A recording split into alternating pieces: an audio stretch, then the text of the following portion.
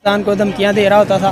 अब तो वो समझते हैं कि ये आपस में लड़ के मार जाएंगे, तो इनसे तो इनसे क्या लड़ना है, इग्नोर करो, इनको इग्नोर करो। तो वो पाकिस्तान को तो समझ लो कि किसी खाते में ले ही नहीं रहे। सर आपको नहीं लगता जबकि हमारी इंटरनेशनल कोई हैसियत है नहीं तो हमें ऐसे यूनाइटेड नेशन के बड़े बड़े फोरम्स को इग्नोर करना चाहिए?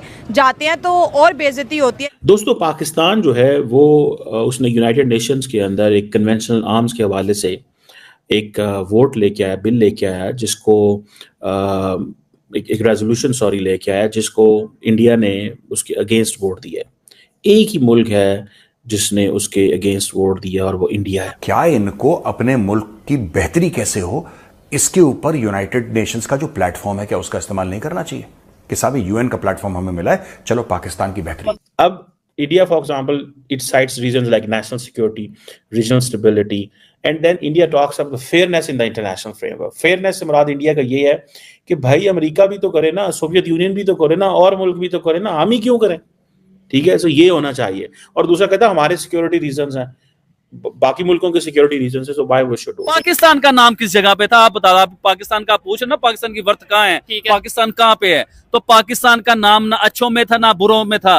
उन्होंने ये बताया कि हम आपको गिनते ही नहीं है किसी भी चीज में, आपकी वैल्यू ये है। दोस्तों आप सोचिए कितनी विडंबना है, कैसी विडंबना है कि एक देश जो कि आटे की लाइनों में खड़ा है, पूरा मुल्क, उसका इतना ऑब्सेशन है इंडिया के साथ कि बिना इंडिया का नाम लिए आप कभी भी पाकिस्तानी यूट्यूबर देखना, वो 24 घंटे इंडिया की बात करते हैं, 24 घंटे इंडिया की बात करते हैं, इंडिया इंडिया इंडिया इंडिया। अच्छा, पाकिस्तान की बात मैं भी करता हूं, आप बोलेंगे मेजर साहब आप भी तो रोज पाकिस्तान पाकिस्तान करते हैं। हाँ, लेकिन मैं गालियां देता हूं, फर्क है। ना जाना बेहतर नहीं है, क्योंकि जब वहाँ हमारे सामने इंडिया खड़ा हो जाता है एक तरफ पाकिस्तान, तो फिर हमें आपको पता ही है भागना पड़ता है मैदान छोड़ के। जी, बेहतरी इज्जत तो यही है कि ना जाया करें। दोस्तों, पाकिस्तान जो है वो उसने यूनाइटेड नेशंस के अंदर एक कन्वेंशनल आर्म्स के हवाले से एक वोट लेके आया, बिल लेके आया, जिसको एक रेजोल्यूशन लेके आया, जिसको इंडिया ने उसके अगेंस्ट वोट दिया है।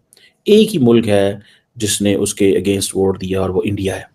179 मुल्कों ने सपोर्ट किया, एक मुल्क ने एब्सटेन किया, एक मुल्क ने इसके खिलाफ रहा है। और जिस मुल्क ने सपोर्ट किया, एब्सटेन किया, वो इजराइल है, जो इसके खिलाफ गया वो इंडिया है, और 179 मुल्कों ने पाकिस्तान के इस रेजोल्यूशन को सपोर्ट किया।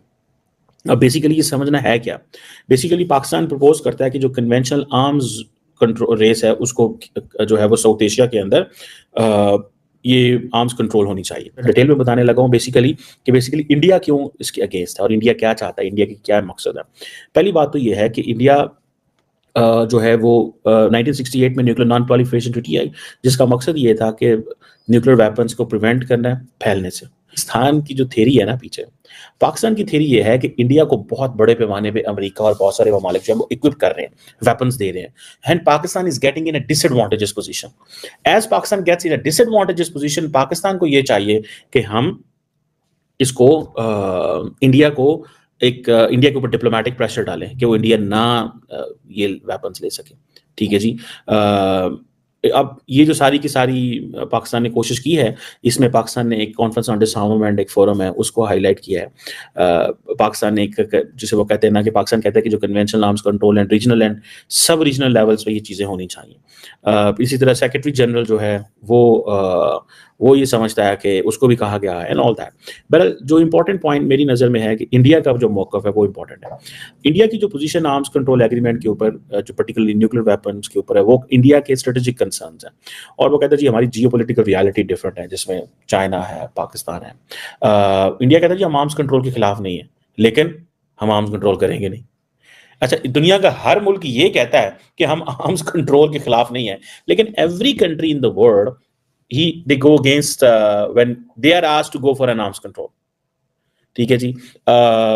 अब India, for example, it cites reasons like national security, regional stability, and then India talks about the fairness in the international framework. Fairness से मुराद इंडिया का ये है कि भाई अमेरिका भी तो करे ना, सोवियत यूनियन भी तो करे ना, और मुल्क भी तो करे ना, हम ही क्यों करें?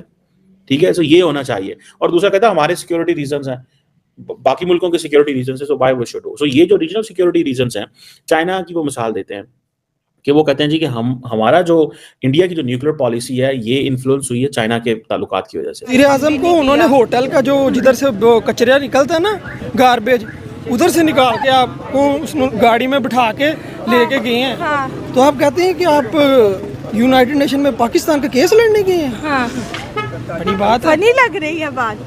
नहीं, शबाशी ने बहुत बड़ी बात बोली, कह रही है कि फ़लस्तीन और गज़ा के जो मुसलमान हैं उन पे जो जुल्म हो रहे हैं, दुनिया की तवज्जो उनकी तरफ दिलवाने आए। तो मतलब पाकिस्तान के मैटर्स कहीं पे एग्जिस्ट नहीं करते, मतलब हम बहुत खुशहाल हैं, हमारी रिप्रेजेंटेशन कहीं नहीं है। अच्छा, जब पाकिस्तान में जब फ़लस्तीन के लिए मुजाहरे होते हैं तो मेरे ख्याल से यहाँ तो फ़ौरन पुलिस पहुँच जाती है, मुजाहरीन को गिरफ़्तार किया जाता है, तो वहाँ हम किस तरह से फ़लस्तीन को सपोर्ट कर रहे हैं? यही तो सवाल मेरा आपसे है। मुझे तो ये रटी रटाई तकरीर नज़र आ रही है और तो हाँ। मुझे कुछ नहीं नज़र आ रहा। बस वो जो वज़ीर साहब हैं दाढ़ी वाले, वो तो पुलिस वालों को बुला बुला के तस्वीरें खिंचवा रहे हैं, घूमने फिरने गए। मुझे तो नहीं लगता कि वो पाकिस्तान का केस लड़ने गए हैं। तो ये तो अगर इंडिया की बात करें, उन्होंने रिफॉर्म्स की बात की, टेक्नोलॉजी की बात की, ठीक है, और बड़ी ही अच्छी ज़बरदस्त स्पीच दी। दुनिया उनके हाफजे की बात करे कि इतनी बड़ी स्पीच बग़ैर देखे पढ़ी, बग़ैर अटके पढ़ी, और जिस तरह से वो बोले हैं, और फिर अपने वाले देखे पर्ची के बगैर ही नहीं चलते ही नहीं है, देख देख के वो भी गिलास पानी का पड़ा होता है, गूंद पी। देखे ना, वो आपने शेर सुना ही होगा, दिल से जो बात निकलती है असर रखती है। वो किसी दौर में आपका पाकिस्तान का वज़ीर आज़म गया था, जो इया का नाबुदो इया का नस्तईन आपकी बॉडी लैंग्वेज थी। हाँ। वो क्या था?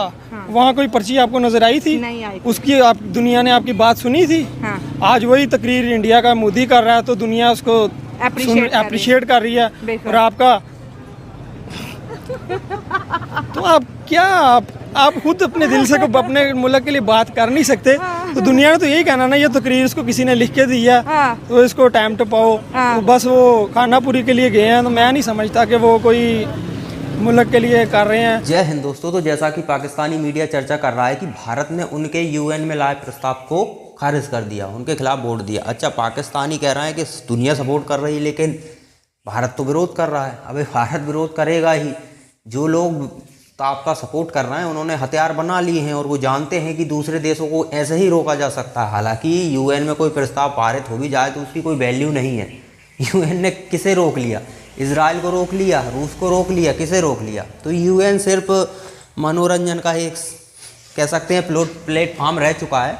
तो पाकिस्तानियों को लगता है कि हम यूएन जाएंगे, यूएन में प्रस्ताव रखेंगे कि भाई अब एशिया में खासकर जिस तरह से हथियार बनाने की होड़ चल रही है वो ना चले। मतलब चीन ने बना लिए बहुत हथियार, उसके पास हथियार हैं। भारत अभी उस राउंड में है, स्वाभाविक सी बात है, हमें चीन को चैलेंज करना है तो हथियार तो चाहिए ही चाहिए। अब पाकिस्तान की स्थिति है कि उनके पास खाने को कुछ नहीं है, हथियार तो कल्पनाओं से परे है, क्योंकि ये हथियार हैं सर, कोई AK-47 तो है नहीं कि आप 2-4 लाख में ले लोगे। बड़ी बड़ी मिसाइल है, ये तो करोड़ों में गाड़ी पहुंचती है। वो तो पाकिस्तान की रेंज से ही बाहर हो गई ये चीज़ें। लड़ाकू विमान वगैरह ये चीज़ें तो बिना लोन के या बिना भीख में ये चीज़ें मिल ही नहीं सकती पाकिस्तान को। ये पाकिस्तान जानता भी है। तो पाकिस्तान सोच रहा है यूएन में ये प्रस्ताव ले आओ। अब भाई मान लीजिए ये प्रस्ताव पारित हो जाता है यूएन में कि एशिया में देशों को होड़ नहीं करनी चाहिए, तो कौन रुक जाएगा? क्या चीन रुक जाएगा? भारत रुक जाएगा? पाकिस्तान तो हालांकि उसकी कंडीशन नहीं है, नहीं पाकिस्तान रुकता क्या? तो मतलब पाकिस्तानियों को, जो पाकिस्तान के मीडिया के जो लोग हैं, ये इनको लगता है कि यही सर्वोपरि हैं इस संसार में, ये धरती इन्हीं के लिए है, बाकी तो इनके सब गुलाम हैं। ये पाकिस्तान की मीडिया की बात कर रहा हूँ मैं। पाकिस्तान के मीडिया के लोग कह रहे हैं कि भारत इसका विरोध कर रहा है। अरे भारत बनाएगा हथियार भाई, हमें सुरक्षा ज़रूरी है। चीन से हमें खतरा है, अमेरिका से हमें खतरा है। तो पाकिस्तान को तो हालांकि हम लेते नहीं अब, क्योंकि पाकिस्तान उस कंडीशन में नहीं रहा कि हमें खतरा पहुंचा सके। अमेरिका पावरफुल देश है, वो कितने षड्यंत्र कर रहा है हमारे खिलाफ। तो ऐसे देशों को टैकल करने के लिए आपकी अर्थव्यवस्था भी डेंजर होनी चाहिए, आपके पास ऐसे हथियार होने चाहिए दुनिया में किसी के पास ना हो, तभी आप सर्वाइव कर सकते हैं, वरना कोई भी आएगा पेलेगा। अब पाकिस्तान को देख लीजिए, पाकिस्तान की आवाम, यूट्यूबर, ये भले कुछ भी कहें लेकिन है तो अमेरिका के गुलाम। क्या अमेरिका के खिलाफ जाकर ये कोई निर्णय कर सकते हैं? भारत को रूस से ऑयल ख़रीदना है, भारत को कोई रोक नहीं सकता।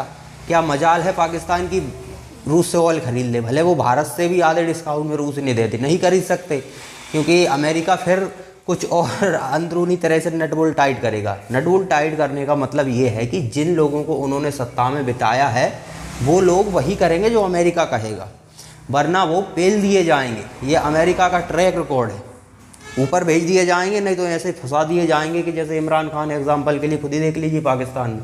वो तो माहौल बिगड़ जाता है इसलिए जिंदा है वो बंदा, वरना उसको तो निपटा दिया गया होता। तो जो अमेरिका के खिलाफ जाएगा वो नहीं टिक सकता, उसके लिए नरेंद्र मोदी जैसा जिगरा चाहिए, ठीक है ना। तो तो इन लोगों को लगता है कि यूएन में हम प्रस्ताव लाएंगे, उसके समर्थन में दुनिया आ जाएगी, वो पास हो जाएगा तो भारत हथियार नहीं बनाएगा। अरे कोई नहीं रुकता, यूएन की कोई नहीं सुनता, यूएन के प्रस्तावों से कुछ नहीं होता। यूएन में जो लोग बैठे हैं वही नैरेटिव चलाते हैं। आप देख लीजिए ना, इजराइल को तो ज्ञान देने के लिए आ जाते हैं, कभी हमास, हिजबुल्ला, ईरान को, इनको कभी ज्ञान नहीं दिया। जब इजराइल पर हमला होता है तो ये मामूली सा कंडेम करते हैं, जब इजराइल फैलना शुरू करता है तो इनको मानवता दिखने लगती है। तो ये यूएन है, वो यूएन की कौन सुनता है? यूएन की कोई नहीं सुनता, ये वो ज़माना नहीं है। और यूएन की सुनने का मतलब ये है कि अगर आप पावरफुल हैं तभी सुनेगा।